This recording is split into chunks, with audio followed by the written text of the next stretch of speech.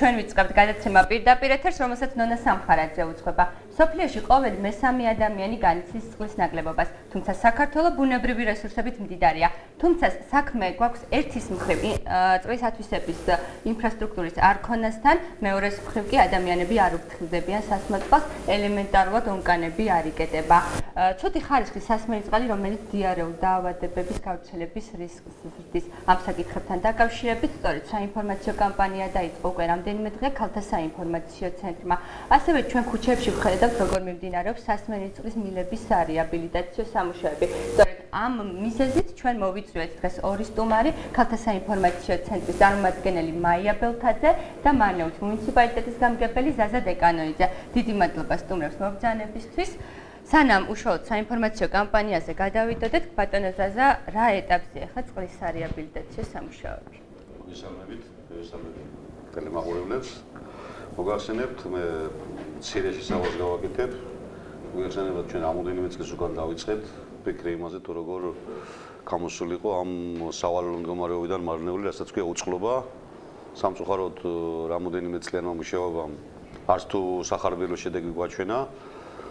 ჩვენ ფიქრობდით, რომ რამოდენიმე წელში შევძლებთ 20 საათიანი წყლის მიწოდებას ქალაქისთვის. და მართლაც სავალალოა მდგომარეობა, როცა ქალაქს მხოლოდ კვირაში ორჯერ მიეწოდება წყალი და ჩვენ გვქონდა არა მარტო წყლის მიწოდებას თან პრობლემა, არამედ უხარისხო წყალს იღებდა ქალაქის მოსახლეობის დიდი ნაწილი. ჩვენ პირველ ეტაპზე შევძელით ის, რომ პასუხისმგებლობას იღებს მუნიციპალიტეტიც და თვითონ წყლის კომპანიას, რომ წყლის ხარისხი გაუნჯობესდა სათავო ნაგებობაზე, მაგრამ იმ მოძველებულმა ინფრასტრუქტურამ თავისთავად შექმნა პრობლემა იმის, რომ მაინც არ არის ბოლომდე სუფთა ეს წყალი. ხოლო რაც შეეხება რაკეთდება ამ მხრივ, მე არაერთხელ გამიკეთებია ამაზე განცხადება და მინდა ეხლა თქვა, რომ უკვე დაიწყო პროცესი, ამას ქალაქის მოსახლეობაც კარგად ხედავს. ეს არის პირველი ეტაპი, რომელსაც აფინანსებს ევროპის ბანკი. 6 მილიონიანი პროექტია. და ეს ითვალისწინებს, რომ გაზაფხულისათვის მარნეულში იყოს ყოველდღიური წყალი. ასე ვთქვათ, რა თქმა უნდა, ხარისხიანი. ეს არის ძალიან მნიშვნელოვანი ეტაპი, ეს სამუშაოები დაწყებულია და მე ძალიან ახლო და ასე ვთქვათ, ყოველდღიური კონტაქტი მაქვს ურთიერთობა მაქვს მშენებლებთან. მშენებლობა მიდის ყოველგვარი პროცესების დაცვით. ასე რომ მარნეულის მოსახლეობას თუ აქამდე მარტო დაპირებები იყო და იყო ზრუნვა ან ფიქრი იმაზე, როგორ გადაგვეჭრა ის პრობლემა, რომელსაც მარნეულის მუნიციპალიტეტს არ შეეძლო თავისი ფინანსებით ეს გადაეწყვეტა, უკვე გადაწყვეტილია და თამამად შეგვიძლია ვთქვათ, რომ ეს პრობლემა უახლოეს პერიოდში გადაწყდება. მაგრამ კიდევ უფრო მნიშვნელოვანია მეორე ეტაპი, რომელსაც აზიის განვითარების ბანკი აფინანსებს. მე ეს პროექტი ნახული მაქვს პირადად და ეს არის ძალიან მნიშვნელოვანი პროექტი, რამე თუ გარდა იმისა, რომ მოემატება დებედ წყლის რაოდენობა სათავო ნაგებობას, რაც მივშევს საშუალებას 24 საათიანი წყლის მომარაგებას, ასევე მთლიანად შეიცვლება საკანალიზაციო სისტემა. ასე რომ პირველი ეტაპზე შეიცვლება საკანალიზაციო სისტემა და პლუს დაემატება წყლის რაოდენობა იმისათვის, რომ 20 საათიანი წყლის მიწოდება იყოს ქალაქისათვის. ანუ თქვენ ახსენეთ, რომ ყოველდღიური წყალი მიეწოდება მოსახლეობას. რას გულისხმობთ ყოველდღიურ წყალში? ანუ რამდენი საათი იქნება? მინიმუმ 6 საათი მიეწოდება უკვე გაზაფხულიდან, აპრილის ბოლოდან მარნეულის მოსახლეობას. კიდევ რას უნდა ველოდოთ? წნევის გაუმჯობესებას თუ უნდა ველოდოთ? მრიცხველების დამონტაჟებას თუ უნდა ველოდოთ გაზაფხულისთვის? არა, გაზაფხულისთვის პირველი ეტაპია, როდესაც ჩვენ შევძლებთ ყოველდღიური წყლის მიწოდებას მოსახლეობას. ეს იქნება კარგი წნევა? საკაჩები აღარ დაჭირდება წყალსაკაჩები? არა, საკაჩი არ დაჭირდებათ, ყველა მე-11 სართულზე, მე-5 ან მე-6 სართულზე მაცხოვრებელი მიიღებს შეულებრივად წყალს. მაგრამ ეს არ იქნება 24 საათიანი. 24 საათიანი წყალისათვის სრულიად მოსახლეობას ამისათვის საჭიროა დამატებითი სამუშაოები და ზუსტად სწორად იყო გათვლილი მეორე ეტაპის დაწყება აზიის განვითარების ბანკის მიერ.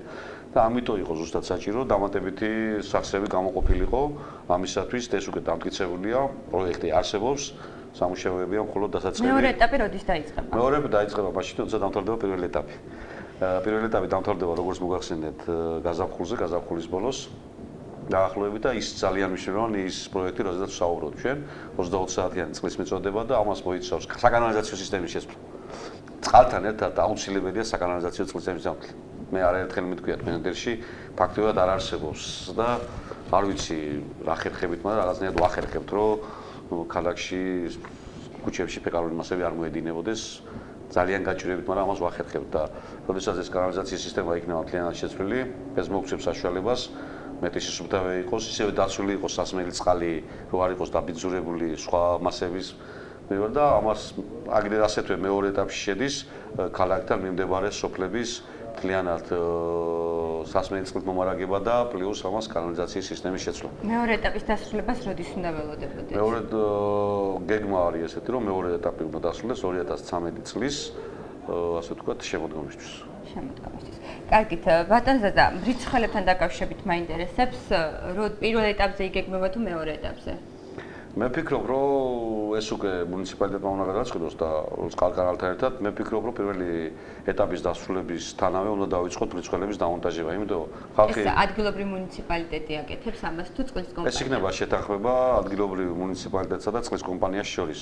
ჩვენ ვფიქრობთ, რომ მოსახლეობის დიდი ნაწილი შეიძლება ვერ შეძლოს თავისი საკუთარი სახსრებით ამის გაკეთება. და ჩვენ ვფიქრობთ, რომ ბიუჯეტში გავითვალისწინოთ შესაბამისი თანხები იმისათვის, რომ მოსახლეობას დავეხმაროთ ამ ნაწილში. აბონენტებისთვის უფასო იქნება მრიცხველების დამონტაჟება. ამ ეტაპზე მიმდინარეობს მოლაპარაკება ზუსტად ჩვენსა და წყალ ასე ვთქვათ კანალს შორის, იმიტომ რომ თუ ამას წყალკანალი დაამონტაჟებს, შეიძლება მე ეს აისახოს ტარიფში გაწერილი რამოდენიმე წლის პერიოდში და სულ მაგალითად თვეში 1 ლარის ან 2 ლარის სახით იყოს აღრიცხული. ამ პროექტზე მუშაობთ იმაზე, რომ სოციალურად დაუცველი ოჯახებისათვის და იმ ადამიანებისათვის, ვისაც არ აქვს ამის საშუალება, ჩვენ მუნიციპალიტეტმა გარკვეული თანხები გავიღოთ, მაგრამ თავარი ის არის, რომ აუცილებელია მრიცხველები. მე მახსოვს განათებასთან დაკავშირებით საერთო მრიცხველებმა ლამის ბიძაშვილი და მამიდაშვილი ერთმანეთს გადაკიდა და გაუთავებელი ჩხუბი და გაუთავებელი ომი იყო იმასთან დაკავშირებით მე არ დავიწვავს ამდენი და ამიტომ მე ვფიქრობ ამ სამუშაოებთან ერთად ჩვენ უნდა ვიფიქროთ რომ აუცილებლად იყოს ინდივიდუალური გამრიცხველიანება წყალთან დაკავშირებით. ეს გარდა იმისა რომ მოგცევს იმის კარგ საშუალებას რომ არ მოხდება მეზობლების შორის დავა რომელმა მედიდარება ეკონომიას მოგცევს წყლისაც. რადგანაც მე მაგალითისათვის მოგიყვანთ შაუმიანის დასახლებაში ჩვენ გავაკეთეთ სასმელი წყლის რეზერვუარები. ყველანაირი გათვლით ეს აუზები უნდა ყოფნოდა დაახლოებით 1000 ოჯახს. იქ არის 420 ოჯახი და არ ყოფნის ეს წყალი. ახლა იყვნენ ექსპერტები ჩამოსული, იყო სხვა საერთაშორისო ორგანიზაციის წარმომადგენლები. ჩვენ ვაჩვენებთ ეს დოკუმენტაცია ეს არის. ეს არის ერთ-ერთი მიზეზი იმის, რომ დევნილებს აქვთ. რა თქმა უნდა გქონდეს, იმიტომ რომ ამის საშუალება არ აქვს. გადადის უფასოდ ეს წყალი და ყველა უშვებს კრანს და სარდმიდის ეს წყალი კაცმა არ იცის. ახლა ეს რატომ მოიყვანე მაგალითად? იგივე მოხდება აქაც. თუ არ იყო საზომი ერთეული და თუ არ იყო გადასახადი მრიცხველის მიხედვით და ძალიან კარგია როცა ამაზე არა მარტო მუნიციპალიტეტი, არასამთავრობო მუშაობენ და მე დიდი მადლობა მინდა ვუთხრა ორგანიზაციას, რომელიც ასე აქტიურად მუშაობს ამასთან დაკავშირებით. აუცილებელია მთელი საზოგადოების ჩართვა, არა მარტო მუნიციპალიტეტის, მთელი საზოგადოების ჩართვა ამისათვის საჭირო, რათა მოხდეს ამის სწორად გაგება და ხალხამდე მიტანა, რომ თუ ის კრანი არ დაკეტე, შენ წყალი გაგიძვირდება ან არ გექნება ხვალ. ასე რომ მე ვფიქრობ პირველი ეტაპის დასრულებისთანავე საჭიროა ინდივიდუალური მრიცხველების დამონტაჟება. ბატონ ზაზა მაყურებელი რეკავს. დიახ. თქვენ პირდაპირ ეთერში ხართ დასვით შეკითხვა. მოგესალმებით. გასაოცარი იყო დღეს პირველად ვიხილებ მარნოულში ყველაზე ლამაზი ხიდი. ისეთი დაუსრულებელი გასული. რომ მიდოდა მარშრუტკა გაჩერებული იყო და კიდევ ცოტა ხანი მეცქირა ამ ყველაფრისადმი. და შეკითხვა მაქვს, წყლის ტარიფი ძალიან ხომ არ გაგვიძვირდება და დიდი მადლობა ყველაფრისათვის, რასაც მიკეთებთ რაიონის გასალამაზებლად. მადლობთ შეკითხვისთვის. მადლობა თქვენ. მაგრამ მე მინდა აღვნიშნო, ეს ხიდი ჯერ დასრულებული არ არის. მხოლოდ 15-20% სამუშაოების შესრულებული ამ ხიდზე რაც უნდა იყოს, ეს მართლა ძალიან კარგი ლამაზი ხიდი იქნება და საქართველოში ერთ-ერთი ლამაზი ასე ვთქვათ. თუ ყველაზე ლამაზი არა, ჯერ რაღაც ჩონჩხივით გამოიყურება, ანუ ბევრი რამ დარჩა მისამართები. რა თქმა უნდა, მინაიქში იქნება ბორდიურები ჩასმული მთლიანად. ბორდიურებზე გადაკრულია ისეთი რაღაცები, რომლის განათება იქნება, ღამის ეფექტი. ნუ ეს ყველაფერი ღამე უფრო ლამაზი იქნება ხიდი თუ დღე? ღამე. გასაგები. და ახლა დღეს მოვიდოდი და საუბრობ ჩემს ზღოლც ვეუბნებოდი რომ მარნეული ღამე უფრო ლამაზია მე მგონი მეთქი, იმიტომ რომ რატო გამოხმობს იცი? ძალიან ბევრი სამუშაოები მიდის მიწის. გახსოვს ალბათ, ცოტა თემიდან გადავუხვიე, მაგრამ ვიტყვი ორი სიტყვით. სულ მქონდა პრეტენზია რომ სუფთა ქალაქი, მაგრამ ბოლო ორი თვეა ამ სისუფთავეზე ვეღარ ვლაპარაკობ, იმიტომ რომ როდესაც დაიწყო ისე წყალს უკავშირდება, ამ წყლის რეაბილიტაცია მთელი ქალაქი გადაფრთხილია და ბუნებრივია წყლის წვიმის შემდეგ მთელი ტალახი გამოდის ქალაქში და ამიტომ სისუფთავესთან დაკავშირებით ცოტა პრობლემები შეგვექნა. ასე რომ ხიდი თავისთავად ძალიან ლამაზი იქნება. იყო შეკითხვა ხომ არ გაგვიწევდება. რაც შეეხება წყლის ტარიფის გაზდას, ამას ჩვენ სემეგთან ვიმუშავებთ, ვეცდებით რომ შეიძლება მაქსიმალურად დაბალი იყოს წყლის გადასახადი. მაგრამ ეს არ ნიშნავს იმას, რომ არ გაგვიზრდება ახლა.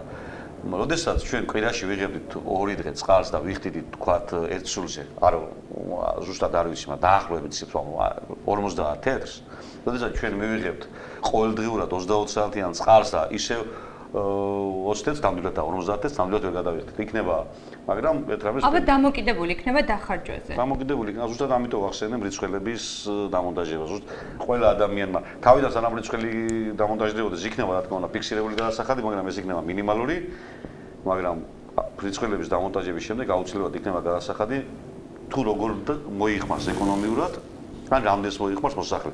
თავარი პრინციპი ის არის, რომ ჩვენ მუნიციპალიტეტი აუცილებლად შეღავათებს დავაწესებთ იმ ხალხზე, ვისაც გადახდის სულარიანი არ არის. კარგი. დიდი მადლობა ბატონო სასა, აუცილებლად დაგიბრუნდებით თქვენ.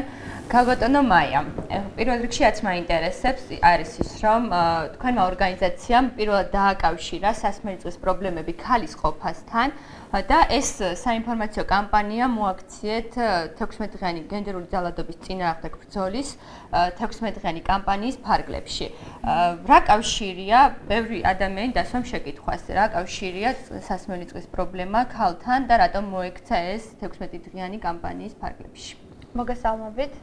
ქალთა საინფორმაციო ცენტრი აზიის განვითარების ბანკის მხარდაჭერით ახორციელებს პროექტ წყლის მოხმარების სანიტარისა და ჰიგიენის შესახებ საინფორმაციო საგანმანათლებლო კამპანია, რომლის ფარგლებშიც მოსახლეობაში ვრცელდება ინფორმაცია წყლის ოპტიმალურ გამოყენებაზე, ჰიგიენაზე, სანიტარიაზე და ეს ყველაფერი დაკავშირებულია ქალთან, იმიტომ რომ ქალია ოჯახში წყლის ძირითადი მომხმარებელი. ის ამზადებს საკვებს, რეცხავს ჭურჭელს, სარეცხს და აქედან გამომდინარე მის ცხოვრებაზე, ყოველდღიურ ცხოვრებაზე ძალიან დიდ გავლენას ახდენს წყლის რეგულარული თუ არარეგულარული მიწოდება. თუ გიფიქრეთ ბატონო სასა ამ მიმართულებით თქვენ? და მართალი ზანა ზირდალ საქმის მოხმარებაში ზირდალ ქალბატონია დაკავებული. და მეც მქონდა ესეთი საერთოდ ის არის ადამიანის ფსიქიკა, ჩვენც მქონდა ოჯახში ესეთი პრობლემა რომ ახლა 20 საათიან წყალს ვიღებ სადაც ვცხოვრობ. მაგრამ მაინც ატომღაც თავიდან რამოდენიმე თვის განმავლობაში ყველა ჭურჭელი, მათ შორის ვანაც სავსე ქონდა ხო სიცხლე და არა საჭირო არ არის, ხო? ეს იყო სრულიად ზედმეტი. ამიტომ ადამიანის ფსიქოლოგიაზე დამოკიდებული ძალიან ბევრი რამე ეტაპობრივად გადავადა. ის რაც რომ ქალმა უნდა მოიხმაროს ეკონომიურად და ქალი ხარჯავს ზირდად სახში წყალს ეს ფაქტია და დიახ. და მაია რა ქალბატონო მაია, იცით რა მაინტერესებს, ან თქვენ დაუკავშირეთ ქალის პრობლემას. არის კიდევ გრაფიკი, რომელიც რაღაც მომენტში აფერხებს ქალის საქმიანობას ჩაერთოს საზოგადო სფეროში. ანუ ეს რამდენად კავშირშია გრაფიკი და ასევე თქვენი კამპანიის ფარგლებში შედის ასევე ჰიგიენისა და სანიტარული ნორმების დაცვა. ბატონმა ზაზამ ახსენა წყლის რეზერვუარები, რომელიც ალბათ ყველა ოჯახში, მათ შორის ჩემს ოჯახშიც და ფილმშიც მქონდა გამოყენებული და მე თქვენი მასალები ვიცი, სადაც ხაზგასმულია, რომ არ არის სანიტარული ნორმები დაცვიოცა რეზერვუარებში ვიყენებთ წყალს. ანუ რა უნდა გავაკეთოთ, როგორ უნდა შევინახოთ სასმელი წყალი და გრაფიკთან დაკავშირებით რა შეგიძლიათ თქვათ?